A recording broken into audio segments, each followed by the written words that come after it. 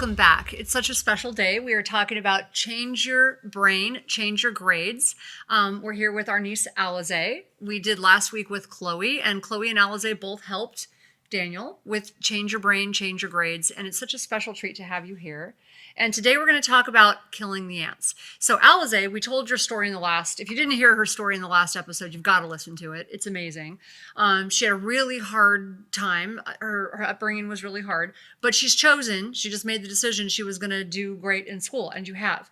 But one thing we touched on and we want to talk about in this episode is it wasn't always easy because you had a lot of negative thoughts. When you first came down here, when we got you out of foster care and brought you down here, you were like infested with these negative thoughts. You were sure we were going away. You were sure we were leaving you. You were not going to get attached. You just weren't going to do it. Mm-hmm. And it was a process getting you past that and getting connected. So let's ask her. Do you remember some of the thoughts you had? I remember one of the ones in foster care, which was, "Does anybody want us?" Mm-hmm. That was a really definitely hard thought. Yes. Right? And like Tana said, definitely struggled with that for quite a bit of time. But because some of the reoccurring ones, and they're going to leave me. They're going to leave me. They're going to leave me. Definitely that. Don't get attached. Like nothing. Because very few things in my life have been consistent or stable. Like except school, chaos. Except chaos. That's what you can expect. So you might as well don't expect anything else. So school and chaos. Yes, school and chaos. School and chaos. School and chaos. And so. I know one you told me. Don't count on anyone. I can only count on myself. Yes, that's one that's been so big for me. It's like that kind of independent thing. But not even just independent, don't count on anyone. You cannot trust anybody. I can't trust anybody. Nobody cares. Everybody's in it for something else or something like that. Everything like that. They don't really want to help. They're going to leave me soon. This isn't forever. I need to get ready to pack up my bags again. There's so many ants that the exterminators came to town. So we were good after that. Yeah. So how did you manage? Because I've noticed your anxiety still pops up, but it's so much less than before. So what are some of the things you've learned? Obviously having support and consistent people who love you and care you about. For sure. Mm-hmm, definitely. Stability. It took time. Stability I've had. Yes. But you have a role in that. Right? See, I always try to teach my patients not to blame other people for how their life is turning out and go, what kind of influence, right? Because you could have ran away. You could have not done well in school. You could have hung out with the wrong people, right? Because they're everywhere, mm-hmm. right? Mm-hmm. But you didn't. So walk us through that process. Mm-hmm. What were some of the things that were really helpful for you? So one thing about me, I've just always assumed responsibility for my own where I go in life and my own success, because if nobody else is really or nobody else in the past has stepped up for me, then I'm gonna do that. It's gonna be for me. I'm not gonna allow myself to go do those kinds of things because, like you said, that has nothing to do with where I want to go. But there's anxiety like crazy. I've had it a lot, whether it be about, they're going to leave, or, this and that. But for me, I've had some really amazing cool, coping tools and coping skills that have been in my toolbox that you guys have introduced me to, killing the ants and actually talking about it, which for one, that I never would have done before. Because I felt like if I vocalized it, it was real. It was finally real. But it is real, even if you don't vocalize it. And when you talk to somebody, it works wonders, honestly. Pain shared is pain divided. Exactly. Yes. Meditation, definitely. When I'm able to visualize about being in a better place when I'm in that bad place. And visualization, that's amazing. And just those deep breaths, getting zen. One of the first things we taught you when you were having a panic attack was how to breathe with your tummy and how to slow your breathing down. We also helped you with some supplements and put you in the oxygen chamber. Mm-hmm. And the oxygen chamber is not what a lot of people listening aren't going to be able to just go out and get into an oxygen chamber. But I know we did do that, and some supplements probably helped. And your nutrition was definitely not optimized before. No. Ooh. So that was bad. We had to get you to break up with hot Cheetos. Yeah. It was tragic, but do you I'm so know happy that KFC now has a hot Cheetos sandwich?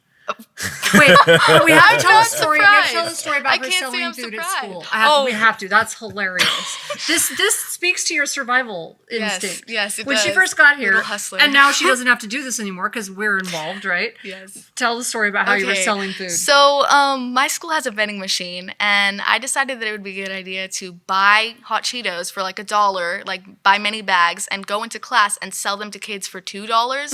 So You're an entrepreneur. I was an entrepreneur, but I was a little hustler. I'm like, I'm gonna make some money on the side. Like this is a good business, and I thought I was so smart. And I told Daniel this in the car, and he's like, that.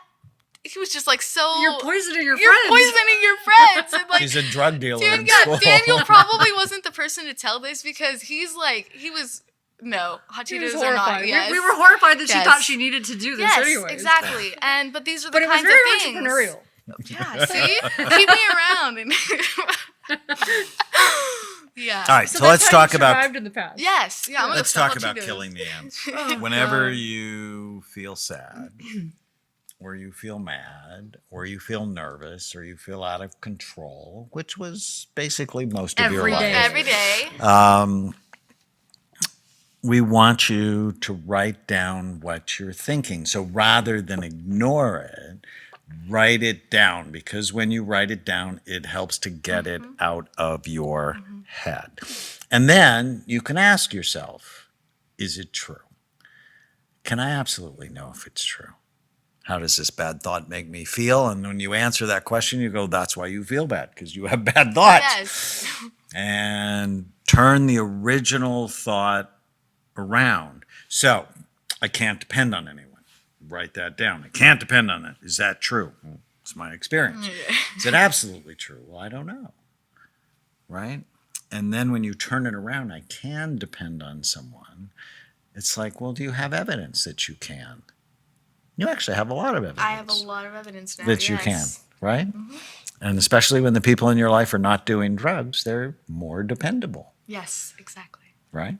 And then you have people who abhor drugs and they're really dependable, which just, if you want to be a dependable person, you need to stay away from that stuff, because it steals so many lives, 100%. right? But the thing that often drives people to drug use is believing the thoughts they have, right? It's, I'm so anxious. People are going to abandon me. I need to medicate the feeling. The problem is it makes them much more likely to abandon you. Yes. Yes. It makes Yep. more problems. More It does, problems. a lot more. And one thing about that and how it completely steals their life. My dad, I just came back in contact with him recently, and I was not in contact with him for a while because, just briefly, I just want to briefly talk about it. Drugs definitely took his whole personality away. And how I put it to my mom recently when I was walking with her, it's just, I kind of had a full circle moment, and it's like, that was not my dad. The man that was on those drugs, that was just not him.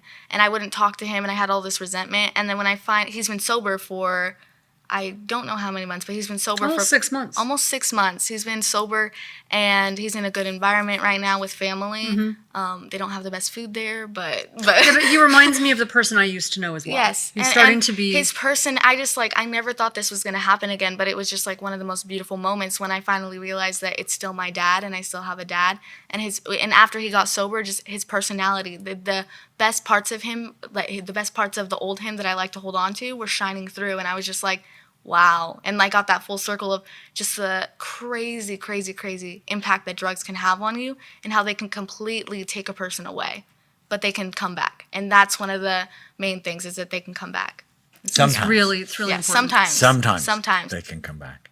Yes. That's why I'm very invested in helping you be very afraid. Because if you have the genetic vulnerability and the stress, which you and Amelie have had, it doesn't mean you will. It means we have to keep your brain healthy, so your thoughtful brain is in control of your emotion. Yeah, because you'll go one way or the other. In my case, I ended up hating them, and I had a lot of resentment toward people who did drugs. And I had to work through that. That wasn't always healthy either, right? Right. So we want you to be balanced. And Yeah, we're right. so happy that you're being reconnected to him as long as he's not going to hurt you, as Yes. long as he stays sober. And we've seen this, that when one person starts on drugs, they're not them. When we come back, we're going to talk about responsibility. And if you really want to change your brain and change your grades, you have to take ownership of that. When you start blaming the teacher, blaming your boss, you become a victim and you can't change anything. Sign up, go to brainwarriorswaypodcast.com, leave us a comment, a question, a review, and in the subject line, write Change Your Brain, Change Your Grades raffle. We're going to give away a free signed copy of the book every day. Stay with us.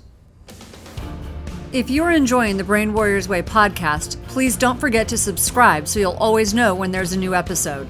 And while you're at it, feel free to give us a review or 5-star rating, as that helps others find the podcast. If you're considering coming to Amen Clinics or trying some of the brain healthy supplements from BrainMD, you can use the code podcast10 to get a 10% discount on a full evaluation at amenclinics.com or a 10% discount on all supplements at brainmdhealth.com.